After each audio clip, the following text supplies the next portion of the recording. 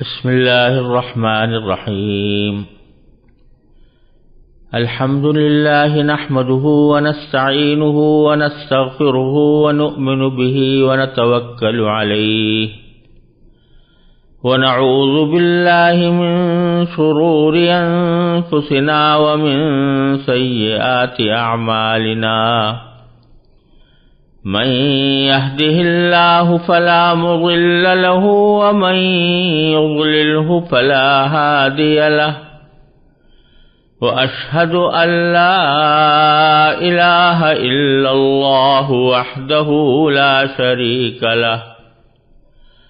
وأشهد أن سيدنا وسندنا ونبينا ومولانا محمدا عبده ورسوله صلى الله تعالى عليه وعلى آله وأصحابه وبارك وسلم تسليما كثيرا. اما بعد، اے اللہ یا ارحم الراحمین، میں اس عاجز وجود کے ساتھ آپ کے کلام مجید کا ترجمہ اور اس کی تشریح آپ کے ان بندوں کی خدمت میں پیش کرنا چاہتا ہوں جو آپ کے کلام کو سمجھنے کی خواہش رکھتے ہیں.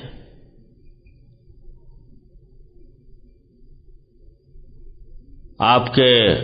اس عظیم کلام کا ترجمہ اور تشریح حقیقت تو یہ ہے کہ کسی کے بندے کے بس کی بات نہیں. جب تک آپ کی توفیق شامل حال نہ ہو، کوئی بھی بندہ آپ کے کلام کی عظمت اور اس کی حقیقت کو اپنے ناقص لفظوں میں بیان کرنے کی طاقت نہیں رکھتا. اے اللہ، اس کوشش اور کاوش کا اصل مقصود آپ کی رضا کا حصول ہے اور آپ کے کلام کو آپ کے بندوں تک پہنچانے کی کوشش ہے. یا ارحم الراحمین، اپنے فضل و کرم سے مجھے اس کام کے اندر اخلاص بھی عطا فرما اور اس کو ٹھیک ٹھیک اپنی رضا کے مطابق انجام دینے کی توفیق کامل عطا فرما. آپ ہی انسان کو توفیق دینے والے ہیں، آپ ہی اس کو ایسے کام کرنے کی صلاحیت عطا فرمانے والے ہیں جو آپ کی رضا کے مطابق ہوں. آپ کی توفیق کے بغیر کوئی کام نہیں ہو سکتا. اے اللہ، اپنے فضل و کرم سے مجھے اس کی توفیق عطا فرما، اس کو سننے والوں کے لیے نافع اور مفید بنا دے اور اس کو میرے لیے اپنی رضا کامل کے حصول اور اس کو صدقہ جاریہ بنانے کی توفیق عطا فرما. آمین ثم آمین. قرآن کریم کی صحیح تفسیر اور اس کا ترجمہ سننے اور سمجھنے سے پہلے قرآن کریم کے بارے میں چند ضروری باتیں ہیں جن کا جاننا اور سمجھنا اس لیے ضروری ہے کہ ان کو سمجھے بغیر اللہ جل جلالہ کے اس عظیم پیغام کو ٹھیک ٹھیک سمجھنا انسان کے لیے شاید دشوار ہوگا. لہذا قرآن کریم کا ترجمہ اور تفسیر شروع کرنے سے پہلے میں قرآن کریم کے بارے میں چند بنیادی معلومات سننے والوں کی خدمت میں پیش کرنا چاہتا ہوں، تاکہ وہ قرآن کریم کے بارے میں یہ جان سکیں کہ وہ کیا کلام ہے اور اس کے مقاصد کیا ہیں اور وہ کس طرح ہم تک پہنچا ہے۔ یہ بات تو ہر کس و ناکس کو معلوم ہے کہ قرآن کریم اللہ تبارک و تعالی کی وہ کتاب ہے جو حضور نبی کریم سرور دو عالم سیدنا محمد صلی اللہ علیہ وسلم پر وحی کے ذریعے نازل ہوئی، اور یہ اللہ جل جلالہ کی کتاب ہے۔ لیکن یہ بات جاننی ضروری ہے کہ وحی کیا چیز ہوتی ہے اور انسان کو وحی کی کیا ضرورت ہے، کیوں انسان وحی کا محتاج ہے، اور اللہ تبارک و تعالی اپنے مختلف بندوں پر وحی کس لیے نازل فرماتے ہیں۔ جو شخص بھی اللہ تبارک و تعالی پر ایمان رکھتا ہو اسے اتنا تو پتہ ہوتا ہے کہ اللہ تعالی نے انسان ہی کو اس دنیا میں بھیجا ہے، اسی نے اس دنیا میں انسان کو پیدا کیا، اور صدیوں بلکہ ہزارہا سال سے یہ سلسلہ آنکھوں کے سامنے نظر آتا رہتا ہے کہ ایک انسان ماں کے پیٹ سے پیدا ہوتا ہے، بچہ ہوتا ہے، بچپن گزارتا ہے، جوان ہوتا ہے، ادھیڑ عمر تک پہنچتا ہے، بوڑھا ہو جاتا ہے، اور پھر بالآخر دنیا سے رخصت ہو جاتا ہے۔ بعض لوگ وہ بھی ہیں جو بڑھاپے سے پہلے ہی دنیا کو خیر باد کہہ دیتے ہیں۔ یہ بات ہر انسان جانتا ہے کہ کوئی بھی انسان اس دنیا میں ہمیشہ رہنے کے لیے نہیں آیا، وہ ایک خاص وقت تک کے لیے دنیا میں آتا ہے اور اس کے بعد دنیا سے چلا جاتا ہے۔ یہ سلسلہ ہزارہا سال سے اسی طرح چلا آ رہا ہے، اور اس دنیا میں یہ موت ایسی چیز ہے جس پر کسی کا اختلاف نہیں۔ لوگوں نے خدا کے وجود تک سے انکار کر دیا، لیکن موت کے وجود سے کہ ہر انسان کو کسی نہ کسی وقت موت آنی ہے، اس سے کسی نے انکار نہیں کیا۔ تو سوال یہ پیدا ہوتا ہے کہ اگر دنیا سے جانا ہی ہے، ہر انسان کو دنیا سے جانا ہی ہے، تو پھر دنیا میں آیا کیوں ہے؟ اگر اللہ تبارک و تعالی نے اس دنیا میں بھیجا ہے تو اس کو کیوں بھیجا ہے؟ اس کا مقصد کیا ہے؟ یہ بات بالکل واضح ہے کہ دنیا میں انسان کو زندگی گزارنے کے لیے علم کی ضرورت ہوتی ہے۔ جب تک کسی چیز کا علم نہ ہو دنیا میں وہ اس سے فائدہ نہیں اٹھا سکتا۔ اگر کسی کو یہ نہ معلوم ہو کہ بھوک مٹانے کا کیا طریقہ ہے تو وہ کھانا کیسے کھائے گا، اور اس کو یہ معلوم نہ ہو کہ کون سی چیز کھانے کے لائق ہے تو وہ اپنی بھوک کیسے مٹائے گا۔ اگر اس کو یہ پتہ نہ ہو کہ تن ڈھانکنے کے لیے، بدن ڈھانکنے کے لیے کپڑے کی ضرورت ہے، اور یہ معلوم نہ ہو کہ کپڑا کس طرح پہنا جاتا ہے، تو وہ اس دنیا میں تن ڈھانک کر کیسے رہ سکے گا۔ غرض دنیا کے ہر کام کے لیے انسان کو علم کی ضرورت ہے۔ چنانچہ جب اللہ تبارک و تعالی نے انسان کو دنیا میں بھیجا تو اس کو علم عطا کرنے کے کچھ ذرائع بھی عطا فرمائے، اور یہ ذرائع 3 قسم کے ہیں۔ سب سے پہلا ذریعہ جس سے انسان کو علم حاصل کرتا ہے وہ اس کے حواس ہیں، یعنی آنکھ، کان، ناک اور ہاتھ پاؤں، منہ، بہت سی چیزیں انسان آنکھ سے دیکھ کر پتہ لگاتا ہے، بہت سی چیزیں انسان کان سے سن کر پتہ لگاتا ہے، بہت سی چیزیں ہاتھ پاؤں سے چھو کر پتہ لگاتا ہے، بہت سی چیزیں ایسی ہیں جو ناک سے سونگھ کر پتہ لگاتا ہے۔ یہ حواس خمسہ کہلاتے ہیں، جن سے ہمیں بہت سی باتوں کا علم حاصل ہوتا ہے۔ ہم نے آنکھ سے دیکھا کہ یہ سامنے دیوار ہے تو ہمیں پتہ چلا کہ یہ دیوار ہے، تو آنکھ نے یہ علم عطا کر دیا۔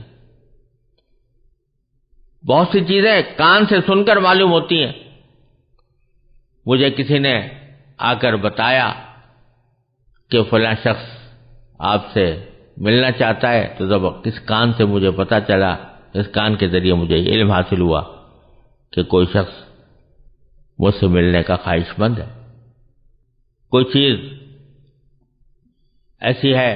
کہ جو سونگھ کر پتہ لگائی جاتی ہے، خوشبو ہے، وہ پھول کو اگر آپ سونگیں گے تو سونگھ کر اس کی خوشبو کا علم حاصل ہوگا۔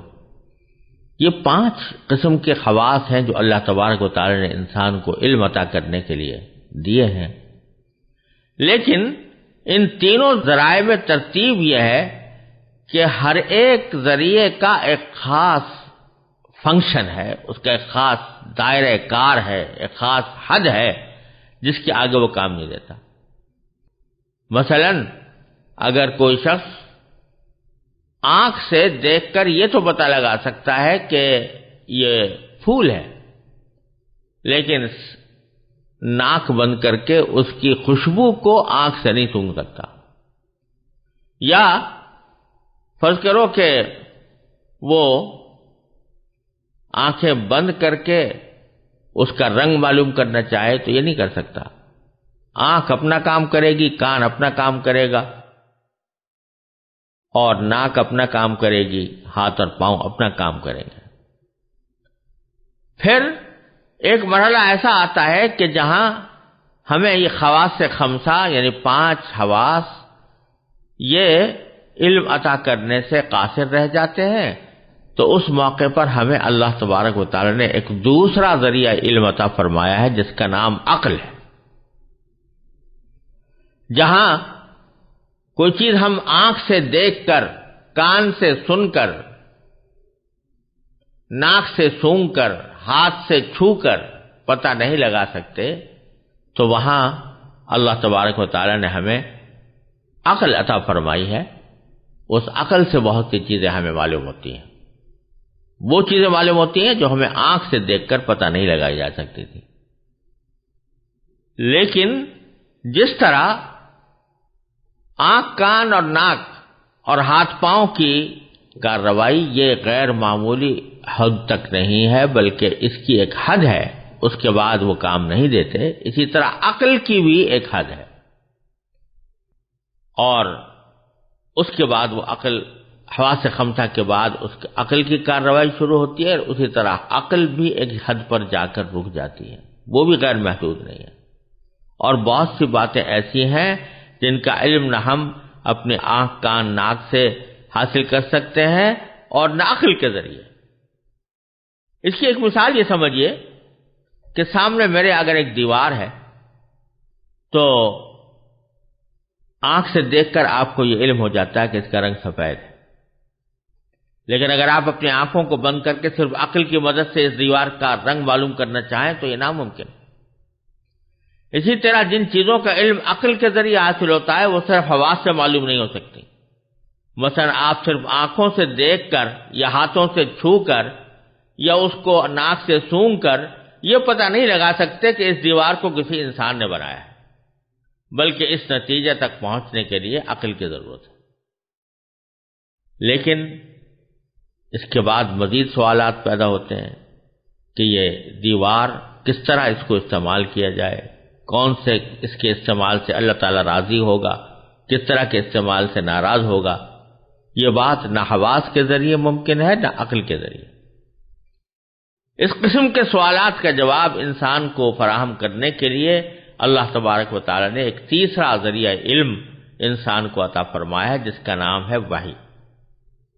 اور اس کا طریقہ یہ ہوتا ہے کہ اللہ تعالیٰ اپنے بندوں میں سے کسی کو منتخب فرما کر اسے پیغمبر بناتے ہیں،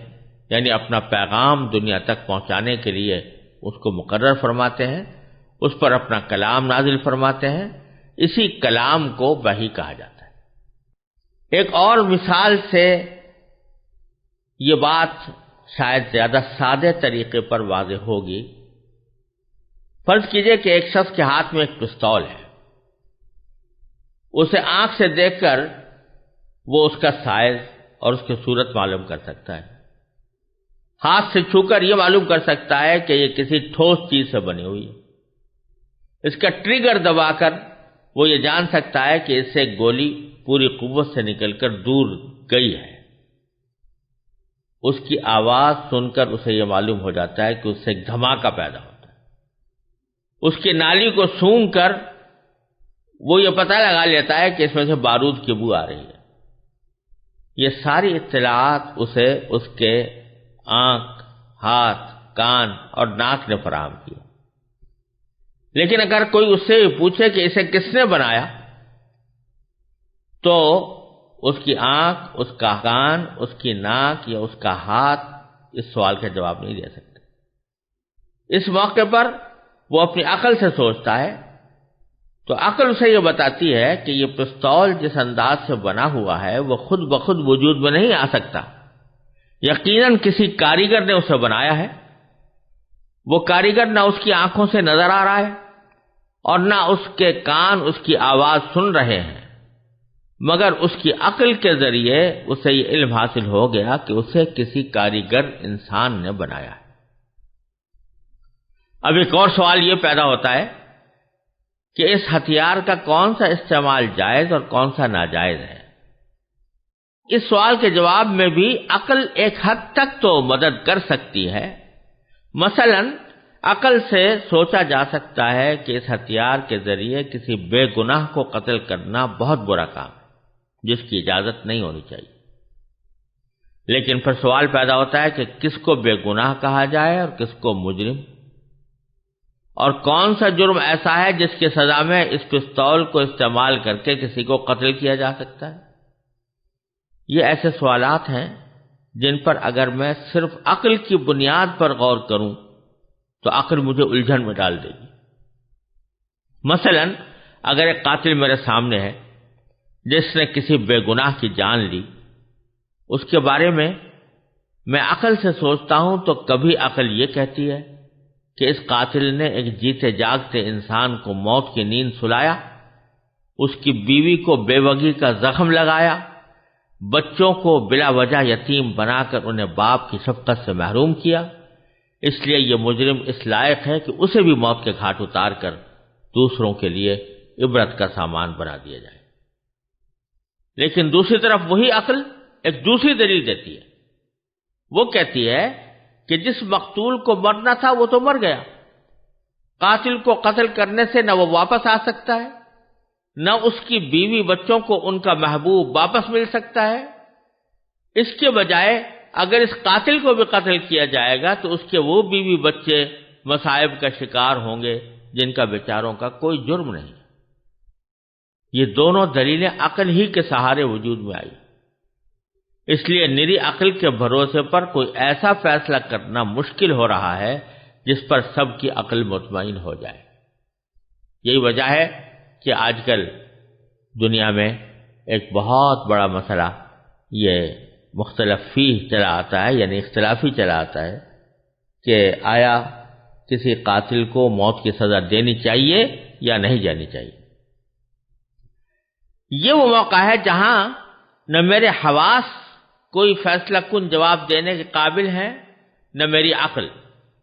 اس موقع پر اللہ تعالیٰ کی ہدایت ہی درکار ہوتی ہے، جس نے انسان کو پیدا کیا۔ وہ یہ ہدایت اپنے پیغمبروں پر وحی نازل کر کے انسانیت کو فراہم کرتا ہے۔ اس سے یہ بات معلوم ہوتی ہے کہ وحی انسان کے لیے وہ اعلیٰ ترین ذریعہ علم ہے جو اسے اس کی زندگی سے متعلق ان سوالات کا جواب مہیا کرتا ہے جو عقل اور حواس کے ذریعے حل نہیں ہو سکتے، لیکن ان کا علم حاصل کرنا اس کے لیے ضروری ہے۔ اس سے یہ بھی واضح ہو جاتا ہے کہ صرف عقل اور مشاہدہ انسان کی رہنمائی کے لیے کافی نہیں، بلکہ اس کی ہدایت کے لیے اللہ تعالیٰ کی طرف سے نازل کی ہوئی وحی ایک ناگزیر ضرورت ہے۔ اور چونکہ بنیادی طور پر وحی کی ضرورت اسی جگہ پیش آتی ہے جہاں عقل کام نہیں دیتی، اس لیے یہ ضروری نہیں ہے کہ وحی کی ہر بات کا ادراک عقل سے ہی ہو جائے، بلکہ جس طرح کسی چیز کا رنگ معلوم کرنا آنکھ کا کام ہے، عقل کا کام نہیں، اسی طرح بہت سے دینی عقائد کا علم عطا کرنا بھی عقل کے بجائے وحی کا کام ہے، اور ان کے ادراک کے لیے صرف عقل پر بھروسہ کرنا درست نہیں۔ جو شخص اللہ تعالیٰ بچائے خدا کے وجود ہی کا قائل نہ ہو، اس سے تو وحی کے مسئلے پر بات کرنا بالکل بے سود ہے، لیکن جو شخص اللہ تعالیٰ کے وجود اور اس کی قدرت کاملہ پر ایمان رکھتا ہو، اس کے لیے وحی کی عقلی ضرورت، اس کے امکان اور اس کے حقیقی وجود کو سمجھنا کچھ مشکل نہیں۔ اگر آپ اس بات پر ایمان رکھتے ہیں کہ یہ کائنات ایک قادر مطلق نے پیدا کی ہے، وہی اس کے مربوط اور مستحکم نظام کو اپنی حکمت بالغہ سے چلا رہا ہے، اور اسی نے انسان کو کسی خاص مقصد کے تحت یہاں بھیجا ہے، تو پھر یہ کیسے ممکن ہے کہ اس نے انسان کو پیدا کرنے کے بعد اسے بالکل اندھیرے میں چھوڑ دیا ہو اور اسے یہ نہ بتایا ہو کہ وہ کیوں اس دنیا میں آیا ہے، یہاں اس کے بڑے ذمے کیا فرائض ہیں، اس کی منزل مقصود کیا ہے، اور وہ کس طرح اپنے مقصد زندگی کو حاصل کر سکتا ہے۔ کیا کوئی شخص جس کے ہوش و حواس سلامت ہوں ایسا کر سکتا ہے کہ اپنے کسی نوکر کو ایک خاص مقصد کے تحت کسی سفر پر بھیجے اور اسے چلتے وقت نہ سفر کا مقصد بتائے، نہ بعد میں کسی پیغام کے ذریعے اس پر یہ واضح کرے کہ اسے کس کام کے لیے بھیجا گیا ہے، اور سفر کے دوران اس کی ڈیوٹی کیا ہوگی؟ جب ایک معمولی عقل کا انسان بھی ایسی حرکت نہیں کر سکتا، تو آخر اس خداوند قدوس کے بارے میں یہ کیسے تصور کیا جا سکتا ہے جس کی حکمت بالغہ سے کائنات کا یہ سارا نظام چل رہا ہے؟ یہ آخر کیسے ممکن ہے کہ جس ذات نے چاند، سورج، آسمان، زمین، ستاروں اور سیاروں کا ایسا محیر العقول نظام پیدا کیا ہے، وہ اپنے بندوں تک پیغام پہنچانے کا کوئی ایسا انتظام بھی نہ کر سکے جس کے ذریعے انسانوں کو ان کے مقصد زندگی سے متعلق ہدایات دی جا سکیں؟ اگر اللہ تعالیٰ کی حکمت پر ایمان ہے تو پھر یہ بھی ماننا پڑے گا کہ اس نے اپنے بندوں کو اندھیرے میں نہیں چھوڑا، بلکہ ان کی رہنمائی کے لیے کوئی باقاعدہ نظام ضرور بنایا ہے۔ بس رہنمائی کے اسی باقاعدہ نظام کا نام وحی اور رسالت ہے۔ اس سے واضح ہوتا ہے کہ وحی محض ایک دینی اعتقاد ہی نہیں بلکہ ایک عقلی ضرورت ہے، جس کا انکار در حقیقت اللہ تبارک و تعالیٰ کی حکمت بالغہ کا انکار ہے۔ یہ وحی اللہ تعالیٰ نے ان ہزاروں پیغمبروں پر نازل فرمائی جنہوں نے اپنے اپنے زبانوں میں لوگوں کی ہدایت کا سامان کیا، یہاں تک کہ حضور اقدس سیدنا محمد مصطفیٰ صلی اللہ علیہ وسلم پر قرآن کریم قیامت تک آنے والے انسانوں کی رہنمائی کے لیے نازل فرمایا گیا، اور حضرت صلی اللہ علیہ وسلم پر اس مقدس سلسلے کی تکمیل ہو گئی۔